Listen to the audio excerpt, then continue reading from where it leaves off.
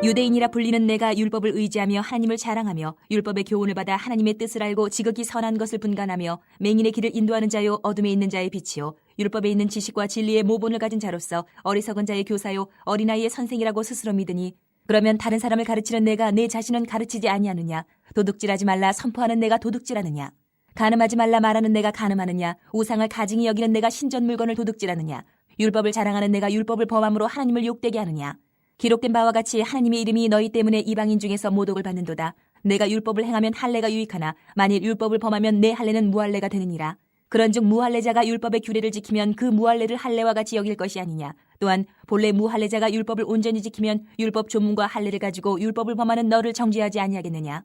무릇 표면적 유대인이 유대인이 아니요 표면적 육신의 할례가 할례가 아니니라. 오직 이면적 유대인이 유대인이며 할례는 마음에 할지니 영에 있고 율법 조문에 있지 아니한 것이라. 그 칭찬이 사람에게서가 아니요 다만 하나님에게서니라. 이런 질문을 하나 던져봅니다. 나는 죄인인가? 나는 죄인입니다. 어떻게 아닙니까? 아십니까? 죄인인지? 죄인이라는 것을 안다는 것은 죄가 무엇인지 알기 때문에 죄인이라는 것을 알죠. 어떤 철학자, 하이데거라는 철학자가 있는데요. 이 사람이 자기가 무엇을 위해서 살아야 될지 모르면 죄인이라는 말을 했어요. 그러니까 자기가 무엇을 위해서 살아야 될지를 결정하면 그러면 어떻게 되는가? 거기에는 이제 결정을 했기 때문에 양심이라는 게 있답니다. 그래서 그 양심으로 인해서 자기가 죄를 지었는지 안 지었는지를 알 수 있다라는 아주 참 똑부러지는 논리를 펼쳤어요. 아, 그렇구나. 일단 아무것도 생각을 안 하면은 그거 자체가 죄인인데 자기가 어떻게 살아야 되겠지를 결정했으면 그 다음부터는 양심의 법을 따라서 자기 자신이 죄인인지 아닌지를 결정할 수 있다. 간디라는 사람 아시죠? 간디라는 사람이 금욕주의를 하기로 결단을 했습니다. 이제 내가 이제부터는 금욕을 할 거다. 그럼 스스로가 뭘 할까요? 뭘 하기로 했으니까 아, 내가 죄인이구나. 금욕주의를 하기로 했으니까 금욕을 못하는 걸 안다는 얘기죠. 결국에는 우리가 이 사람이 우리가 오늘 아침에 읽었던 본문의 일부분에 보면 이 율법이 없는 사람들은 양심에 따라서 죄인인지 아닌지가 결정이 난다. 그렇게 말씀이 쓰여 있었죠. 그러니까 우리는 율법이 없는 사람들, 특별히 뭐 이순신 장군은 천국 갔어 안 갔어 이렇게 물어보잖아요. 이순신 장군이 물론 나라는 구했지만 하나님 앞에서 큰 죄인이죠. 그 죄인이라는 사실을 율법이 없는 사람들은 양심을 통해서 안다는 겁니다. 그래서 14절, 15절 우리가 오늘 아침에 읽었던 본문인데 율법 없는 이방인이 본성으로 율법의 일을 행할 때에는 이 사람은 율법이 없어도 자기가 자기에게 율법이 되나니 이런 이들은 그 양심이 증거가 되어 그 생각들이 서로 혹은 고발하며 혹은 변명하여 그 마음에 새긴 율법의 행위를 나타내느니라 그랬습니다. 근데 우리가 양심을 따라서 잘 살 수 있을까?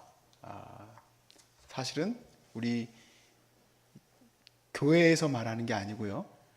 심리학계에서 또 그리고 과학계적 그런 데에서는 인간은 절대로 양심에 따라서 살 수가 없다. 결론을 내렸습니다.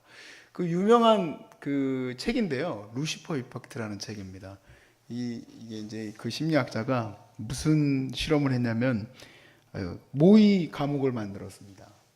모의 감옥을 만들어서 인간들이 어떻게 행동하는지를 CCTV로 관찰을 했는데 하루가 지나고 이틀이 지나고 그렇게 지나다 보니까 얼마 전에 이라크에서 문제가 됐었던 일이 있었죠. 이라크의 그 군인들이 이라크 그 포로들을 막 빨개 벗겨놓고 거기서 뭐 사진 찍고 막 그랬던 비인간적인 행동들, 그거는 이라크인들에 대한 그런 어떤 군인들의 야만성이라고 생각을 했었는데 아닌 거예요. 인간 본성에 내재되어 있는 거다. 그래서 간수 역할을 했던 사람들은 간수가 아닌데도 불구하고 간수의 역할에 악함을 끝까지 나타내고 죄수들은 죄수도 아닌데 죄수의 역할을 한다고 해서 그래서 나중에는 정말 사람이 죽을지도 모를 것 같아서 그 실험이 멈춰 버렸었습니다. 그래서 깜짝 놀랐었죠. 사람이 양심에 따라 사는 것이 가능한가? 불가능하다는 얘기죠.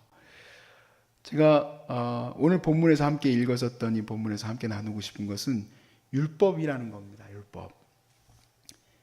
율법은 의롭죠. 왜 율법이 의롭냐면 율법에는 죄가 무엇인지가 기록되어 있습니다. 그래서 율법에는 우상 숭배하지 말라라고 써 있어요. 그러니까 율법에 우상 숭배를 하지 말라고 했기 때문에 선한 것이 무엇인지를 이제 아는 겁니다. 그런데 문제는 뭐냐면 율법을 가진 자입니다. 이 율법을 받은 사람들이 자기가 율법에서 보았을 때 분명 우상 숭배를 하지 말라고 되어 있는데도 불구하고 왜 우상 숭배를 할까?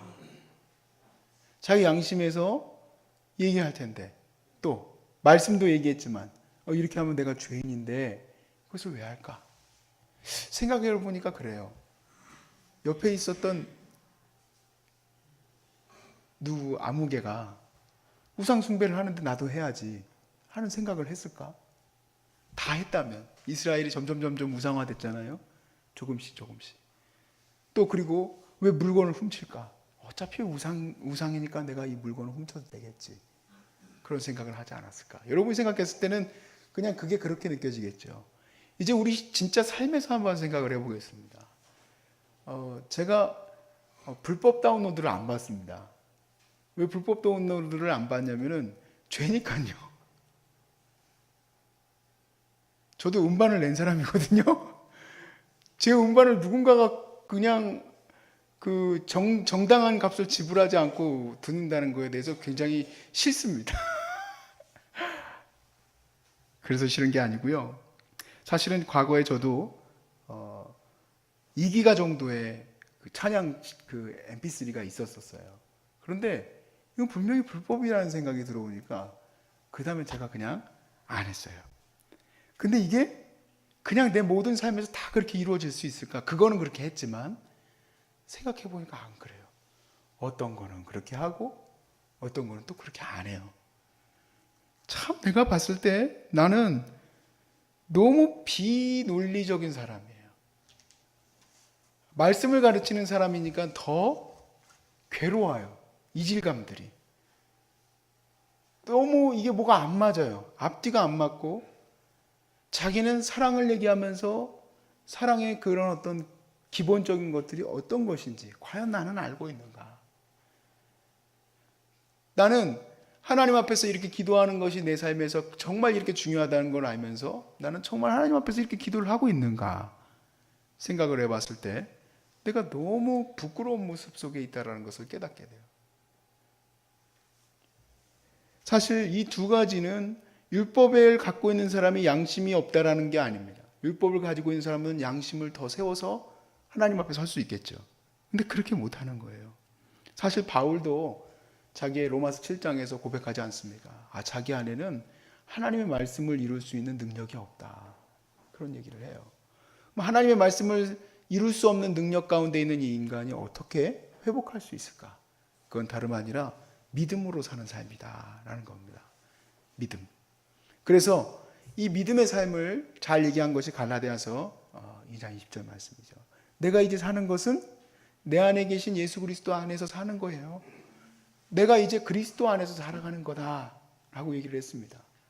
부족하고 연약하지만 내가 그리스도 안에서 온전히 정결함을 입은 것을 믿고 나아가고 또 내가 비록 하나님 앞에서 이렇게 병도 들고 어려움 가운데 있지만 하나님이 나를 어떻게 생각하실까? 오늘도 나를 사랑하는 가운데 이끌어가 계시는구나. 그 믿음 가운데서 나가고 또 많은 어려움과 많은 공격이 다가오지만 내게 주신 사명이 하나님의 사명이니까 끝까지 그 일을 감당해 나가고 이 땅이 하나님이 약속하신 땅이니까 그것을 믿고 나아가고 그렇게 함으로써 내가 그 일을 이루는 것이 아니라 오직 하나님이 하실 것을 믿고 나아가는 거거든요.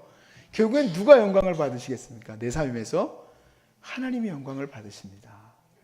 우리 소중한 사람들 힐링센터에서 우리 귀한 앞에 1, 2, 3, 4번 기도 제목이 1, 2, 3, 4번 분들 너무 귀하죠. 하나님이 이제 다 고쳐주셨어요.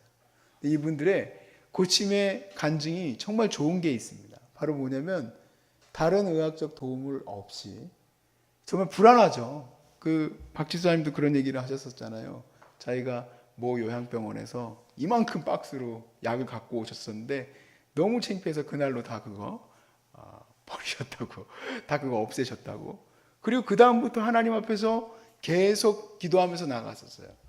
그러면 누가 도대체 이 사람들을 고쳤다는 얘기입니까? 누가 고쳤습니까? 하나님이 고치셨잖아요. 그게 바로 믿음의 결과인 줄로 믿습니다. 근데 이 믿음에도 큰 구멍이 하나 있습니다. 그 구멍이 뭐냐면 믿음과 삶이 따로 노는 사람들이에요. 믿음과 삶이 전혀 따로 노는 사람들. 우리가 아침에 보았을 때는 자기 의에 따라서 살아가는 사람들, 희한한 양반들 보았죠. 그 사람들 공동체를 분리시키고 가족을 분리시키고 사람들을 와해시키는 아주 특이한 사람들입니다. 그게 나예요, 바로. 자기 의에 휩싸인 나. 그런데 오늘 이 믿음에서의 큰 함정 속에 빠져 있는 사람들은 삶과 믿음이 동떨어져 있는 사람들. 낸시 피어스라는 사람이 완전한 진리라는 책을 썼는데 거기에 이런 예화가 하나 나옵니다. 어떤 한 아가씨가 병원에 이제 갔습니다. 이제 병원이라는 생각은 안 들었는데 내용을 읽어보면 따옴표에 계속 이제 서로 간에 대화를 하는데 읽다 보면 이제 이게 병원이구나 하고 알게 돼요. 근데 이제 이 아가씨가 대답을 해요. 그래서 어떻게 됐습니까? 했더니 대답이 아기가 들어섰습니다. 그렇구나. 그래서 어떻게 할까요? 저는 낙태를 원합니다. 그럼 이러이러한 준비를 합시다. 그런데 그 의사 선생님이 정말 독실한 크리스천이고 크리스천인 자기가 이 일에 대해서 분명히 양심이나 또 마음은 죄라고 느끼는데 그걸 할 수 없는 상황에 대해서 설명하고 있었던 부분이었어요. 믿음의 힘은 믿음으로 나아가야지 믿음의 힘이 있는 것 아니겠습니까? 그런데 믿는다고 말은 하지만 삶은 믿음으로 살아가지 않는다면 그 사람에게서 무슨 힘과 능력을 바라볼 수 있겠습니까? 아무 능력도 바라볼 수가 없죠. 여러분이 그 능력 가운데 서 있는 사람이 될 수 있기를 바랍니다. 내가 비록 내 자신이 부족하고 연약할지라도 예수 그리스도의 은혜 안에서 서 있기 때문에 우리는 율법을 능가하고 또 그리고 많은 사람들이 얘기하는 그 의인, 저 사람 정말 대단하다 하는 사람들조차도 능가한 바로 그런 사람들로 살아가게 될 줄로 믿습니다. 그게 로마서가 얘기하고 싶은 사람들, 바로 진정한 그리스도인들입니다. 진정한 그리스도인들. 진정한 그리스도인들은 유명하지도 않고 진정한 그리스도인들은 대단한 업적이 없어도 됩니다. 진정한 그리스도인들은 그들이 있음으로 말미암아 그 사람이 있는 곳에서 하늘의 뜻이 그에게서부터 이루어지게 됩니다. 하늘의 뜻이. 여기는 저는 정말 확실히 믿습니다. 제가 오늘도 우리 목사님들과 함께 섬기면서 깨닫게 된 게 있어요. 아니, 목사님들은 정말 귀한 교회들을 섬기시는 목사님들이 우리 여기 소중한 사람들이 와서 너무 은혜를 받으셨대요. 왔다가 한 것만으로도. 여기는 주차장에 주차만 하고 가도 은혜를 받는 곳이네. 희한하네. 저는 믿는 게 있습니다. 왜냐하면 하나님이 여기에 무료 암 환우들을 돌볼 곳을 세울 것을 이미 오래전부터 계획하셨습니다. 여러분 믿고 계십니까? 여기를 무료로 운영하실 것은 하나님은 이미 준비하셨어요. 암이 많아질 것이기 때문에 한국에 특히 여러분과 같이 이렇게 하나님의 사랑받는 사람들이 암에 걸릴 것을 아셨기 때문에 준비하셨는데 누구에게 맡겨야 되겠습니까? 누구에게 맡겨야지 이 일을 해주겠습니까? 돈 많은 사람입니까? 아니면 유명한 어떤 목회자여야 되겠습니까? 여러분이어야 됩니다. 여기는 유중옥이라는 한 작은 여인에게 믿음이 투철하기 때문에 그 여인에게 맡겨놓아서 이 결과가 나왔지만 이제 여러분도 똑같지 않습니까? 저도 똑같은 사람이에요.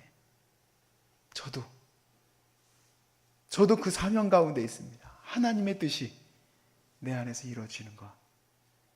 하나님이 무엇을 원하실까? 이곳에 쓰여 있고 내 마음에 감동을 주시고 내가 기도할 때 힘을 주시니까 내가 비록 지금은 돈도 없고 볼품도 없고 부족하지만 내게는 모든 것을 능가하시는 아버지가 계십니다. 그 아버지를 붙들고 이제 우리는 이겨나갈 것입니다. 저는 여러분들을 왜 하나님이 부르셨는지 생각할 때마다 소름이 끼칩니다. 와, 옛날에 미국에 있을 때 거미 폭탄 만드는 친구가 있었어요. 이 친구가 거미다리 만드느라고 정말 밤을 며칠 밤을 새더라고요. 요만하게 조그만 건데요. 이거를 탁 떨어뜨리면은 그게 이제 이런 그 문지방 안으로 싹 들어가서 거기서 터지는 거예요.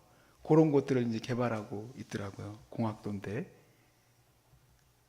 정말 여러분들이 거미폭탄이라고 하면 좀 죄송하지만 여러분들을 곳곳에다가 그냥 하나님이 쫙 퍼뜨려가지고 하나님의 뜻이 여러분을 통해서 이루어지는 거잖아요. 각 지교회에서, 각 선교지에서, 각 도시에서, 곳곳에. 오늘 대구에서 오신 분들 축복합니다. 대구에서 우리 김영아 집사님 이제 나오면 이제 대구에서 그냥 하나님의 폭탄이 터지는 거예요. 와, 마귀가 그냥 기겁을 하겠죠. 얼마나 감사합니까? 이게 믿음의 삶입니다. 율법적 삶은 그것으로 이미 실패한 것을 우리가 보았지만 믿음의 삶은 그것이 삶과 연결이 되어지면 하나님의 뜻이 그대로 다운로드 되는 겁니다. 할렐루야. 그래서 많은 영혼들을 구원하고도 남는 역사가 있을 줄로 믿으시기 바랍니다. 아멘.